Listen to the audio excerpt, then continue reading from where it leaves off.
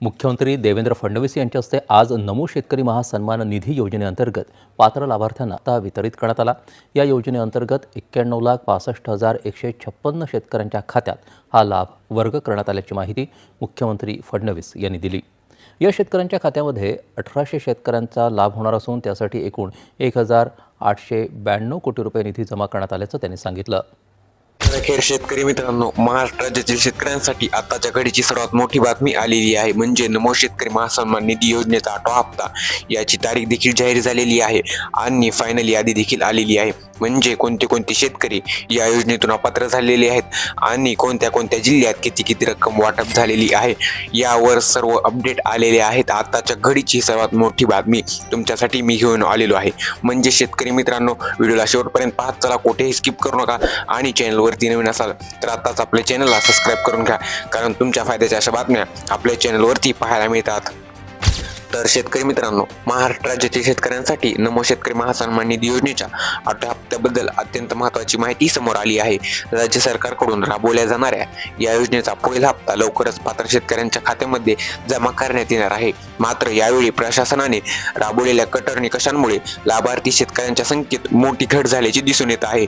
यापूर्वीच्या हप्त्यांच्या तुलनेत 8व्या हप्त्यासाठी पात्र शेतकऱ्यांची संख्या सुमारे 90,41,000 शेतकऱ्यांसाठी निश्चित करण्यात आलेली आहे। म्हणजे यावेळेस शेतकऱ्यांची संख्या खूप कमी करण्यात आलेली आहे। पात्र शेतकऱ्यांच्याच खात्यामध्ये आता हप्ता पाठवण्याचे सरकारने निश्चित केलेले आहे। शेतकरी मित्रांनो, आता जाणून घेऊया की प्रमुख कारणे काय आहेत की शेतकऱ्यांना कमी करण्यात येत आहे। यंदाच्या हप्त्यासाठी लाभार्थ्यांची संख्या 96 लाखांवरून थेट 90 लाखांपर्यंत आलेली आहे। यामागचे सरकारने लागू केलेले कठोर नियम कारणीभूत आहेत। प्रशासनाने केलेल्या पडताळणीमध्ये अनेक मृत लाभार्थी या योजनेचा लाभ घेत असल्याचे समोर आले आहे। तसेच सुमारे 35 लाख दुहेरी लाभार्थी देखील योजनेतून वगळण्यात आलेली आहेत।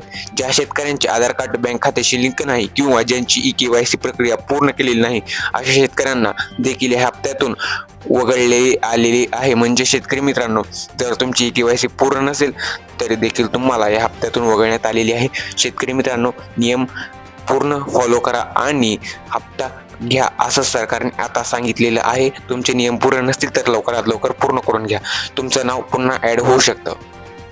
म्हणजे शेतकरी मित्रांनो, यामध्ये आणखीन एक नियम ऍड करण्यात आलेला आहे, ज्याचे नाव आहे एकच रेशन कार्ड आणि एकच लाभार्थी। या योजनेतून मोठ्या प्रमाणात शेतकरी वगळले जाण्याचे दुसरे कारण म्हणजे हा नियम आहे।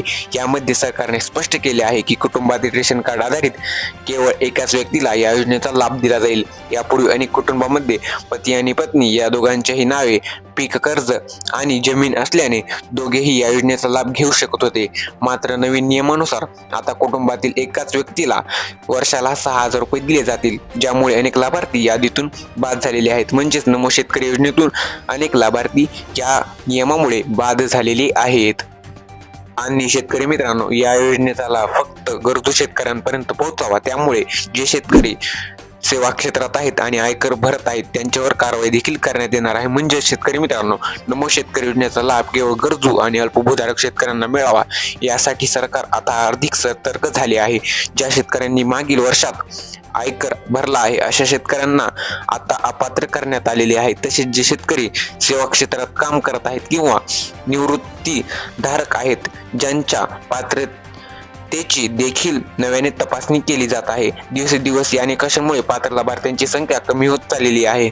केवळ प्रत्यक्ष शेती करणाऱ्या आणि आर्थिकदृष्ट्या दुर्बल असणाऱ्या शेतकऱ्यांना आता या योजनेचा लाभ दिला जाणार आहे। तर शेतकरी मित्रांनो, आता आपण जाणून घेऊया की नमो शेतकरी योजनेचा 8वा हप्ता कधीपर्यंत शेतकऱ्यांच्या खात्यामध्ये येऊ शकतो।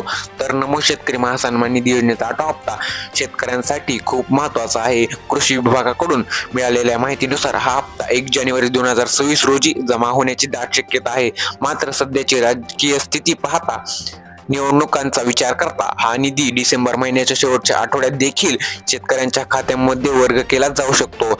म्हणजे शेतकरी मित्रांनो, डिसेंबरच्या शेवटच्या आठवड्यात किंवा जानेवारीच्या पहिल्या आठवड्यात तुमच्या खात्यात हा हप्ता येणार आहे। आनंदाची बातमी आलेली आहे। अफवांवर विश्वास ठेवू नका आणि व्हिडिओ आवडला असेल तर लाईक करा, कारण अशा 100% खऱ्या बातम्या तुम्हाला आपल्या चॅनलवरती पाहायला मिळणार आहेत।